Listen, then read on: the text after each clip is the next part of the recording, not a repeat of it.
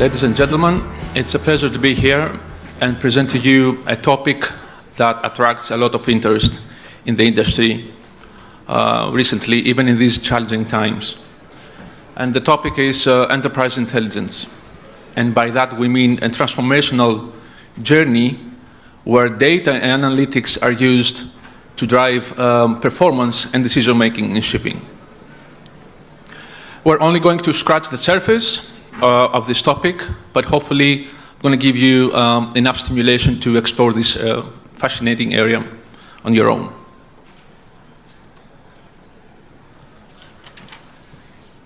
So what exactly is enterprise intelligence, and what other buzzwords come along with it?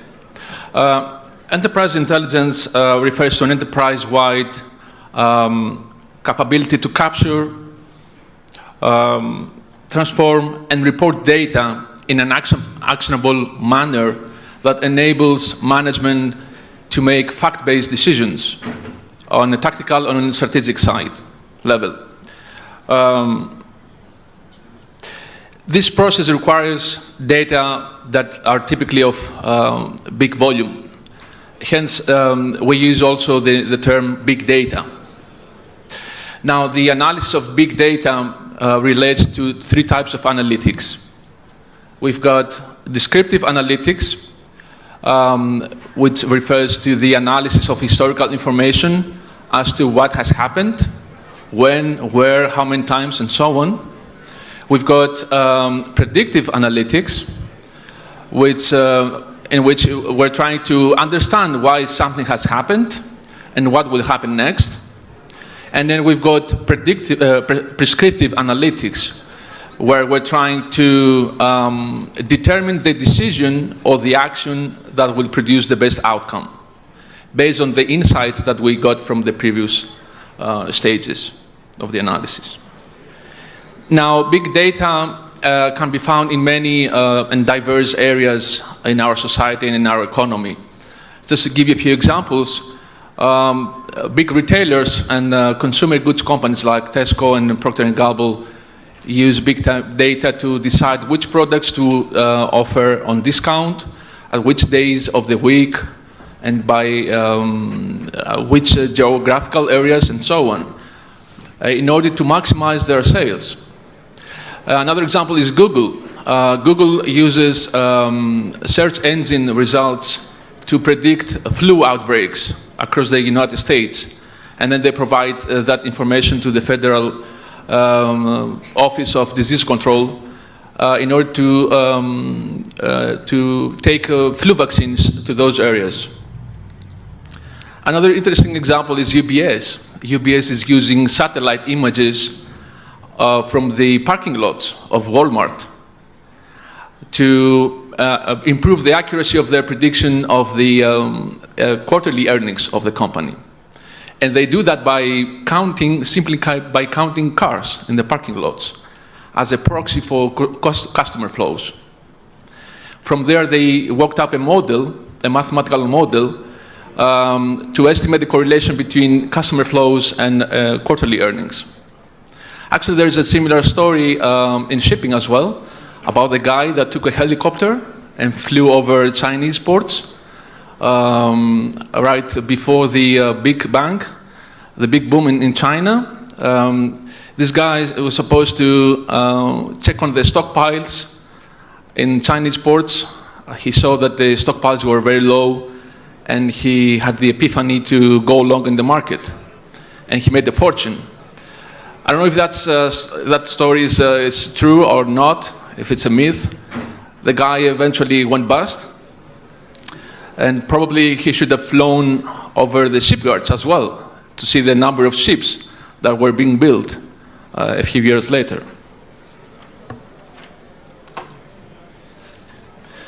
So let's see how this idea of big data fits into shipping, and what kind of data we have available in this industry. Well, there are two sources, internal and external. With respect to internal sources, we have OPEX figures, we have voyage performance indicators, data from our Marines department, and we have records and sensor readings from our technical department. From the external point of view, we have market prices, spot rates, freight indices, bunker prices, FFA prices. We've got fixtures. We've got vessel tracking data from AIS, the automatic identification system. And we've got weather data. So data is actually everywhere in shipping. But most of us in the industry tend to either ignore it and rely too much on hindsight, or maybe focus on a couple of areas. There are others that do take the extra mile and collect as many data as they can, but they do not actually know what to do with it. They do not know how to extract insights and how to integrate those insights in the decision-making process.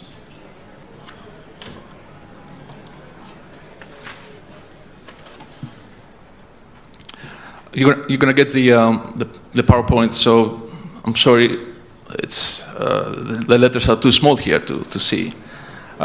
Here we're trying to identify a few areas where you can apply data analytics and provide the, some ideas of the benefits that you can get from that. And well, actually I'm going to use a few examples, actual examples, based on the work we have done with a few customers. On the first area, the chartering and commercial strategy, we're now discussing with the customer about developing a bespoke maritime intelligence platform that is going to take data from AIS, fixtures lists, as well as data from other sources to build the capability to monitor competitor positions, speed profiles of their competitors, their deployment strategy, and compare their commercial performance against peers. Very interesting project. In the portfolio and risk management area, we recently did a project with an owner trying to benchmark the vessels against the freight indices and actually compare the actual performance against, let's say, a naive spot strategy. Not on an absolute, not in terms of absolute numbers, but on a risk-adjusted basis. Lastly, in the cost management area, we did a couple of projects actually, with respect to analyzing operating expenses. We did a deep dive analysis, taking millions of journal entries with respect to OPEX items, supply, crew expenses, you name it. And we try to determine what are the key cost drivers and actually try to quantify the impact of those. So what does it mean for my OPEX if I'm running a fleet with older vessels? If I have vessels that are built in China instead of Japan? These sort of things. Actually, one might say, is this a good time to apply data analytics in shipping? People seem to be concerned with more deeper issues. People seem to be concerned about their survival, especially in the dry bulk market. And let me tell you that this is the right time, because if the market was at $50,000 a day, nobody would care about data analytics. But if there is a way for you to extract that extra bit of value, either on the commercial side or on the cost side, that extra bit of value could make the difference between survival and collapse.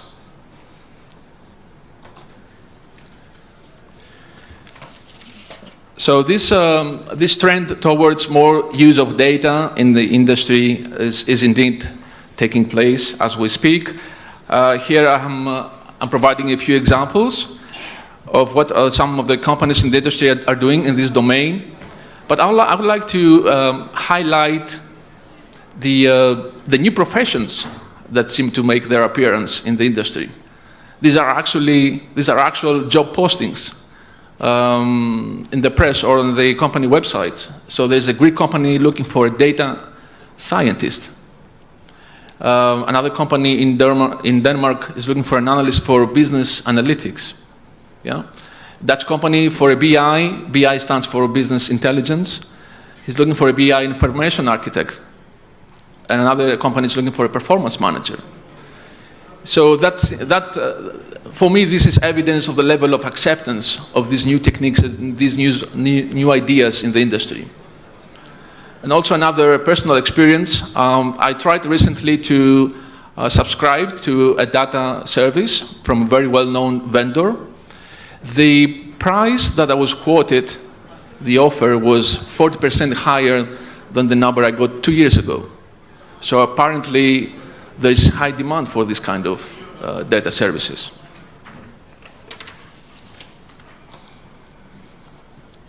So shipping is probably not as passive or as slow moving as someone would think in terms of adopting these new techniques. And as the level of sophistication grows, we're going to see more people, more companies making the transition from descriptive analytics onto predictive and ultimately to prescriptive analytics. And to give you an example of that transition, let's take the case of a Capesize operator or Capesize owner. So he starts by producing a report with the current positions of the world Cape fleet. He then makes a query about the number of Capes that are ballasting to Brazil with ETA within the next 15 days. And this is as far as descriptive analytics would go. Now, the next level of analysis is when he tries to actually estimate the correlation between the number of ballasters and the spot rates in the Atlantic. Taking the extra step, one step further, is to extrapolate that information and try to determine what will happen to the spot rates in Atlantic and the Pacific based on the forward positions of the world Cape fleet. Now, having all these insights in mind, the next stage is the prescriptive analytics. So having this knowledge, the next question is, how do I position my fleet, having all this knowledge, in order to maximize my freight revenue? Do I position more in the Atlantic, more in the Pacific? By what percentages?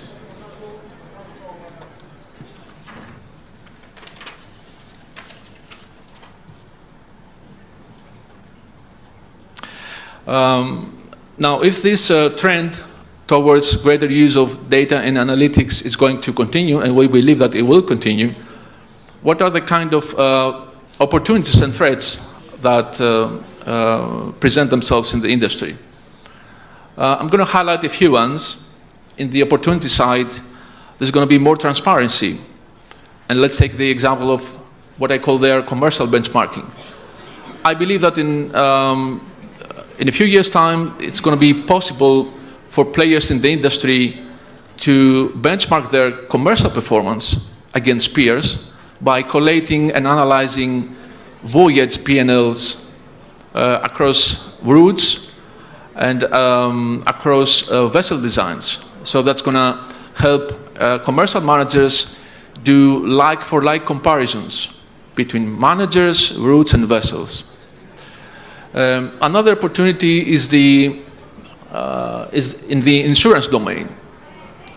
I strongly believe that in a few years' time, insurance providers will provide more flexible pricing schemes based on geofencing. So depending on the number of crossings or the time that vessels spend in dangerous waters or in dangerous ports, the premium is going to reflect that risk. So we're going to go to a flexible pricing scheme. In terms of threats, we have intentionally the word transparency again there. It's no mistake. Well, transparency has two sides, a positive and a negative one. Now, in the negative sense, your competitors are going to be able to, view your positions, view your movements in the market. It's going to be difficult to hide your commercial expertise and you hide your deployment strategy. Also, classification societies and vetting service providers will have more data, more technical and operational data in their hands to enhance their scrutiny and to augment their services with additional sources of data. And a perfect example of that is RideShip. I invite you to go to their website to see the new idea of the next vetting tool. They call it RideShip Key. They write it QI for quality, quality, I don't know, index or something. But they pronounce it Key. And if you go to their website, you're going to see that they keep emphasizing the use of data analytics under this new vetting scheme.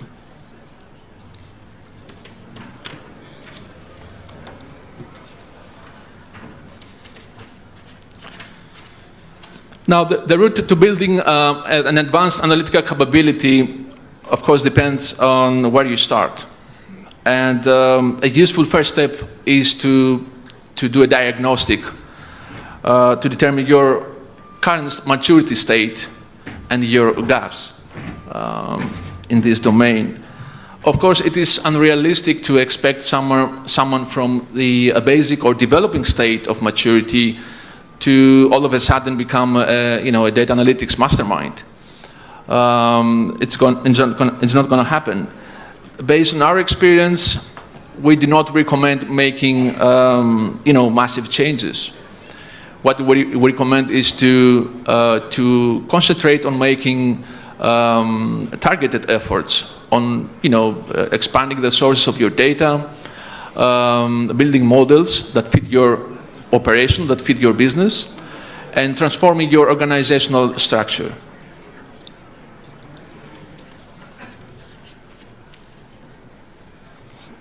Now, to fully exploit data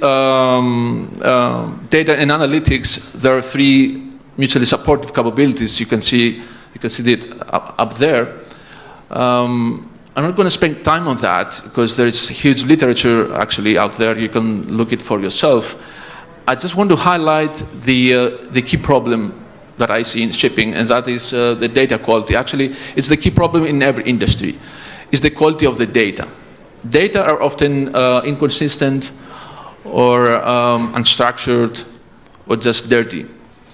And just to give you an example of bad quality data, some time ago, records at British hospitals showed that there were 17,000 men that were pregnant. They had to be because they were registered for prenatal exams. So obviously someone made an error in entering this data into the system. But this seemingly simple error resulted in claims, resulted in wrong billing, and so on. So take care of your data. Now, if you decide to make this journey and to start off, what is the best way to do it? And there is no universal answer to that. It will depend on your current state, your current capabilities, your appetite, and of course your budget. Thankfully, there are a few tips that I can provide. First of all, I think it's important to formalize the initiative and to get the top management behind it. Also, it's comforting to know that you don't have to reinvent the wheel. You can learn from best practices from other companies in shipping and in other industries. I think it's also very important that you get as many people on board as you can by socializing the benefits and providing more training. And it's always a good idea to focus on quick wins. Such an idea is to apply what we call visualization tools, which are very cheap and they are very easy to install, to implement. They sit on top of every system and database, even on a simple Excel. And as far as the steps that you need to consider, I have put there some of them. I would like to highlight the last one. I would strongly recommend the last one.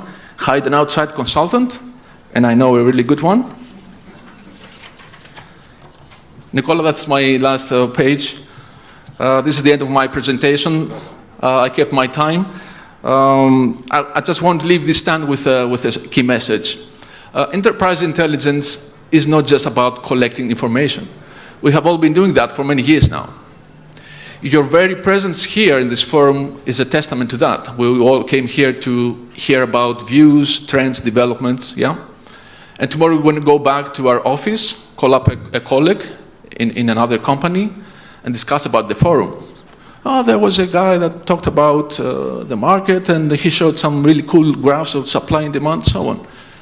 No offense to anyone who's going to show some cool graphs of supply and demand. But the point here is that we're not just collecting information.